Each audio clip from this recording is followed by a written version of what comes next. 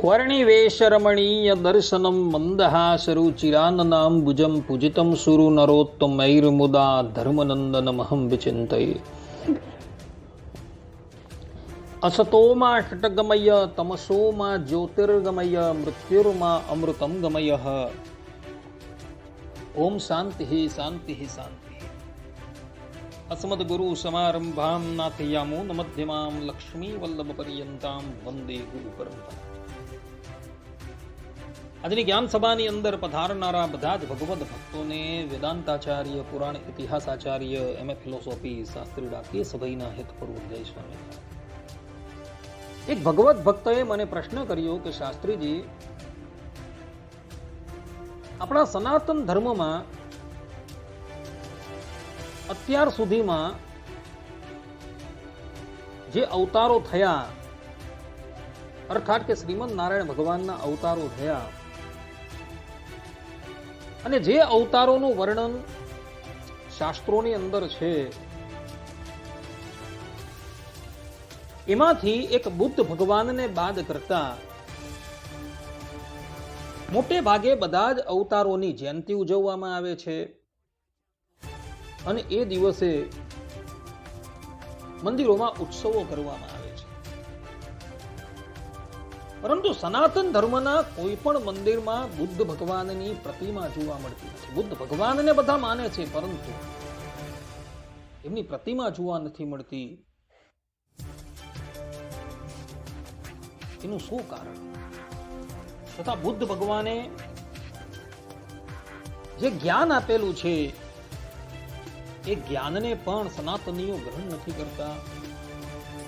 એનું શું કારણ? આ સંબંધમાં શાસ્ત્રોમાં જે પણ કંઈક હોય એ આપ પ્રકાશિત કરો. આ પ્રમાણે એ ભગવદ ભક્તએ મને પ્રશ્ન કર્યો. તો આજે આપણે બધા આ વિષય પર થોડી વાત શ્રવણ કરશું, તો બધા શ્રોતા ગણો આ પ્રવચન ધ્યાનપૂર્વક શ્રવણ કરો. તો એ ભગવદ ભક્તએ મને જે પ્રશ્ન કરેલો હતો તે સંબંધમાં મુદ્ગલ પુરાણની અંદર કથા આવે છે કે જ્યારે શ્રીમદ નારાયણ ભગવાન બુદ્ધા અવતાર ધારણ કરવાના હતા, ત્યારે નૃનાટ્ય ધારણ કરતા ગણપતિ મહારાજની સ્તુતિ કરે છે. અને ગણપતિ મહારાજ પ્રગટ થઈ ભગવાનને કહે છે કે પ્રભુ, આપે અમને શા માટે બોલાવ્યા? ત્યારે નરનાટ્ય કરતા ભગવાન કહે છે કે હે ગણપતિ, હવે અમે બુદ્ધા અવતાર ધારણ કરીને ધરાતલ પર જવાના છીએ, અને અમારા આ અવતારની અંદર અમે વેદોનો બહિષ્કાર કરવાના છે, વેદોની નિંદા કરવાના છે. તો એનાથી થતા દોષો મને ક્યારેય પણ સ્પર્શ ન કરે. અર્થાત કે હું વેદ નિંદા કરું તો એ પાપથી હું ક્યારેય પણ લિપ્ત ન થઉં. શ્રીમદ નારાયણ ભગવાનની વાત સાંભળી ગણપતિ મહારાજ બોલ્યા કે પ્રભુ, આપ તો સર્વેશ્વર છો, છતાં પણ મારી પાસે વરદાન માંગો છો, તો હું તમને એ વરદાન આપું છું કે તમે વેદોની નિંદા કરશો, છતાં પણ પાપથી ક્યારેય પણ લિપ્ત થશો. આ પ્રમાણે ગણપતિ મહારાજે કહ્યું, અને ત્યારબાદ શ્રીમદ નારાયણ ભગવાન ધરાતલ પર બુદ્ધા અવતાર ધારણ કરે છે.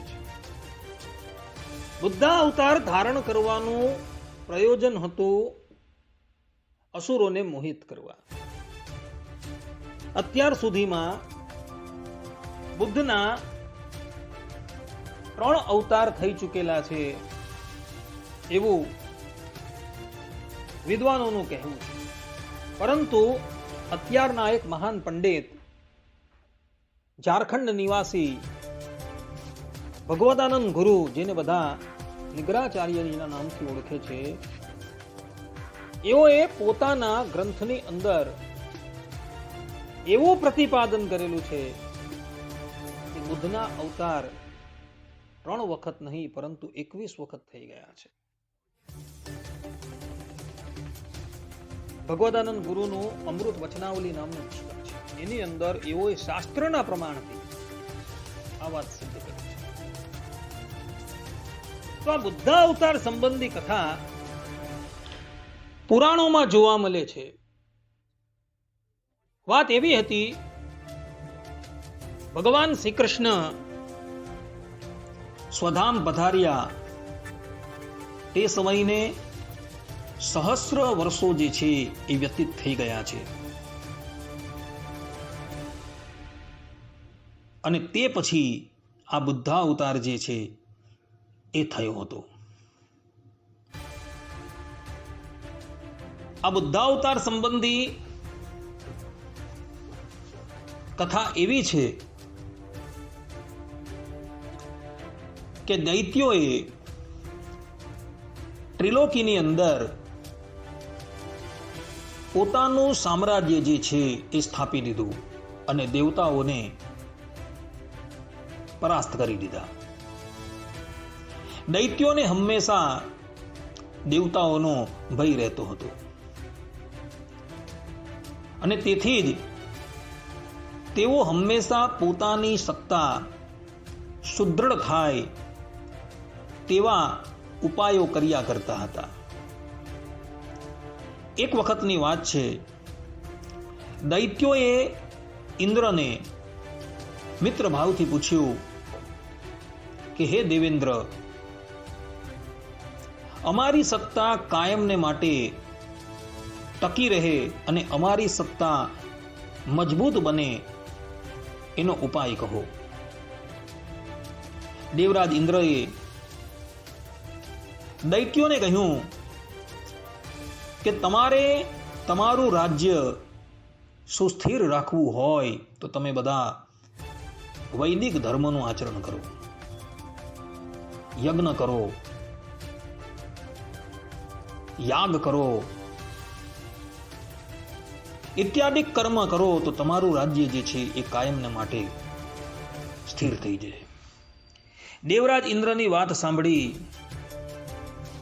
દૈત્યો જે છે એ વૈદિક માર્ગનું અનુસરણ કરવા લાગ્યા અને એને લઈને અસુરોનો ઉત્કર્ષ જે છે એ અત્યંત વૃદ્ધિ પામી ગયો.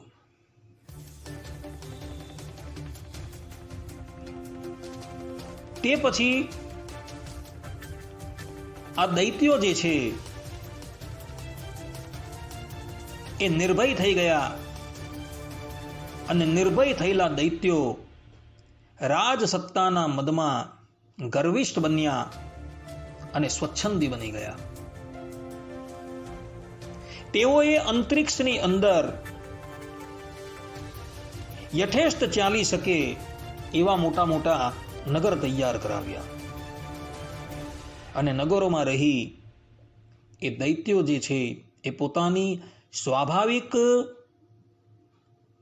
વૃત્તિ પ્રમાણે લોકોને દુઃખ આપવા માંડ્યા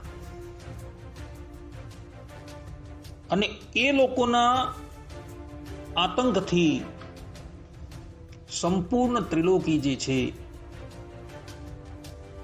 એ ત્રાહિમામ પોકારી ગઈ. એટલે બધા જ દેવતાઓ જે છે એ ભગવાન વિષ્ણુના શરણમાં ગયા અને ભગવાન વિષ્ણુને પ્રાર્થના કરે છે કે હે પ્રભુ, કૃપા કરીને તમે આ દૈત્યો થકી અમારી રક્ષા કરો. દેવતાઓની પ્રાર્થના સાંભળી ભગવાન શ્રીમન નારાયણ દેવતાઓની સન્મુખ પ્રગટ થાય છે અને તેઓને કહ્યું કે હે દેવો, તમે કોઈ પણ જાતનો ભય ન રાખો. હું દૈત્યોને મોહિત કરવાને અર્થે બુદ્ધાવતાર ધારણ કરીશ અને મારા આચરણ દ્વારા હું બધા જ દૈત્યોને એના ધર્મથી વિમુખ કરી દેવા. આ પ્રમાણે કહી શ્રીમન નારાયણ અંતર્ધાન થઈ જાય છે અને તે પછી શ્રીમન નારાયણ ભગવાન જે છે એ પોતાનું વચન સિદ્ધ કરવાને અર્થે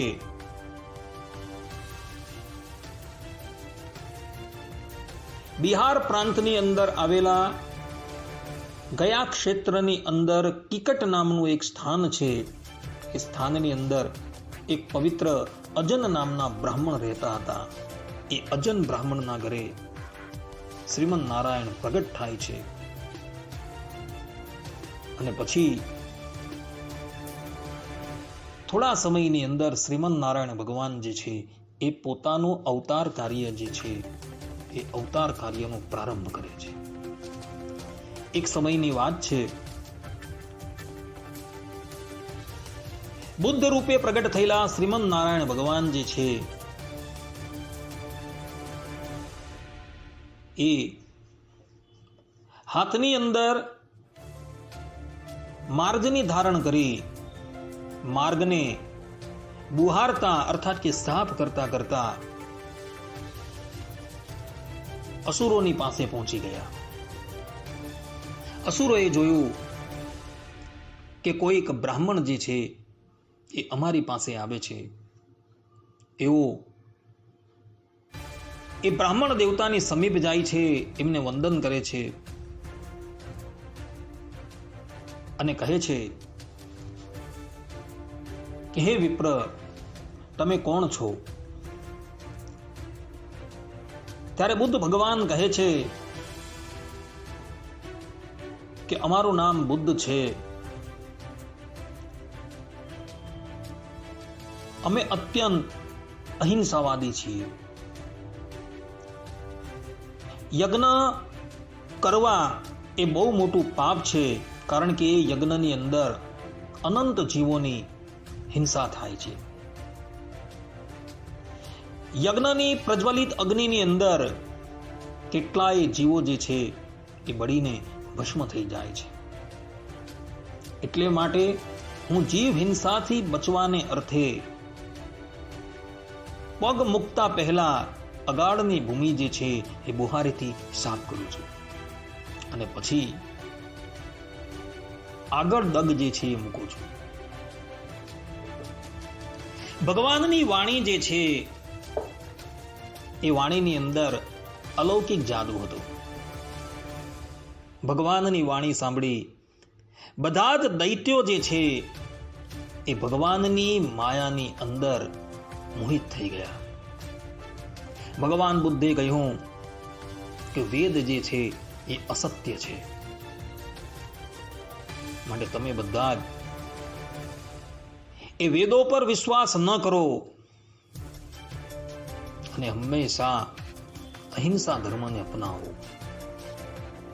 આ પ્રમાણેની વાત સાંભળી દૈત્યો જે છે એ લોકોએ વૈદિક ધર્મને તિલાંજલિ આપી દીધી અને એ બધા જ બુદ્ધ ભગવાનના નિર્દેશ અનુસાર પોતાનું જીવન જે છે એ વ્યતીત કરવા લાગ્યા. અને થોડા જ સમયની અંદર ધર્મનું આચરણ નહીં કરવાને લઈને એ બધા જ દૈત્યો જે છે એ દુર્બળ થઈ ગયા. દેવતાઓએ દૈત્યોની ઉપર આક્રમણ કર્યું અને દૈત્યોને એના સ્થાનેથી ભ્રષ્ટ કરી દીધા.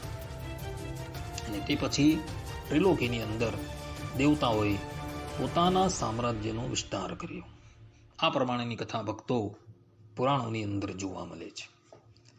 ભક્તો, બુદ્ધ ભગવાન જે છે એઓએ વેદને અસત્ય ઠરાવેલા છે અને જે વ્યક્તિ વેદની નિંદા કરતો હોય અને નિંદા કરનાર સ્વયં શ્રીમન નારાયણ જ કેમ ન હોય, આપણે એવી વ્યક્તિને ક્યારેય પણ માનતા નથી. અને મનુસ્મૃતિમાં કહ્યા પ્રમાણે વેદ નિંદકો નાસ્તિકા, કે વેદની નિંદા કરે છે એ નાસ્તિક છે. બુદ્ધ લોકો ઈશ્વરનો વિરોધ નથી કરતા. એ લોકો બુદ્ધ ભગવાનને ઈશ્વર માને છે, પરંતુ એ લોકો વેદને નથી માનતા. કારણ કે બુદ્ધ ભગવાને એમને મોહિત કરવા માટે એવો ઉપદેશ આપેલો છે. અને વેદને નથી માનતા એટલે એ લોકો નાસ્તિક કહેવાય છે. કારણ કે મનુસ્મૃતિમાં કહ્યા પ્રમાણે વેદ નિંદકો નાસ્તિક, કે જે વેદની નિંદા કરે છે એ નાસ્તિક છે. શ્રીમદ નારાયણ ભગવાને આ બુદ્ધા અવતારની અંદર વેદની નિંદા કરી છે. અને સનાતન ધર્મીઓ જે છે એ વેદની અંદર એટલી આસ્થા ધરાવે છે કે વેદની નિંદા કરનાર જો શ્રીમદ નારાયણ હોય તો એ શ્રીમદ નારાયણ પણ અમને માન્ય નથી. અને એટલે માટે સનાતન ધર્મીઓ ક્યારેય પણ વેદની નિંદા કરનારા બુદ્ધ ભગવાનની પ્રતિમાઓ પધરાવતા નથી. એમની અવતાર તિથિ ક્યારેય પણ મનાવતા નથી. એમની જન્મ જયંતિ ક્યારેય પણ મનાવતા નથી. એનું કારણ આયરું આ છે. બુદ્ધાવતાર ભગવાનના 24 અવતારમાંથી એક અવતાર છે. છતાં પણ કોઈ પણ સનાતન ધર્મી, કોઈ પણ સનાતન ધર્મનો અનુયાયી અથવા તો કોઈ પણ સંપ્રદાયના અનુયાયીઓ બુદ્ધ ભગવાનની પ્રતિમા જે છે એ પધરાવતા નથી અને બુદ્ધ ભગવાનના ઉપદેશને ક્યારેય પણ માન્યતા આપતા નથી. એનું કારણ આ છે. આદિ જગતગુરુ શંકરાચાર્યજી હોય, રામાનુજાચાર્યજી હોય, મધ્વાચાર્યજી, વલ્લભાચાર્યજી, નિમ્બાર્કાચાર્યજી, ચૈતન્ય મહાપ્રભુ તથા ભગવાન સ્વામિનારાયણ, એ લોકોએ બુદ્ધ ભગવાનને માન્ય રાખેલા છે, પરંતુ બુદ્ધના જ્ઞાનનું એ લોકોએ પૂર્ણ રૂપે ખંડન કરેલું છે. એ લોકોના ગ્રંથો તમે જુઓ ત્યારે એ વાત તમને સ્પષ્ટ રૂપે દ્રષ્ટિગોચર થશે. માટે સનાતન ધર્મીઓ બુદ્ધ ભગવાનને માને છે, પરંતુ બુદ્ધ ભગવાને વેદ વિરુદ્ધ અસુરોને મોહિત કરવાને અર્થે જે ઉપદેશ આપેલો હતો એનું એ લોકો ગ્રહણ કરતા નથી. એટલે માટે બુદ્ધ ભગવાનને માનવા છતાં પણ કોઈ પણ સનાતની બુદ્ધ ભગવાનની પ્રતિમા પોતાના મંદિરોમાં પધરાવતા નથી. એનું કારણ આ છે. આટલું કહીને હું મારા પ્રવચનને અહીં વિરામ આપું છું. સર્વે સંતો નિરામયઃ, સર્વે સુખીનો ભવન્તુ, સર્વત્રાણી પશ્યન્તુ, મા કશ્ચિદ દુઃખાદ ભવેત. અસ્તુ. જય સ્વામી.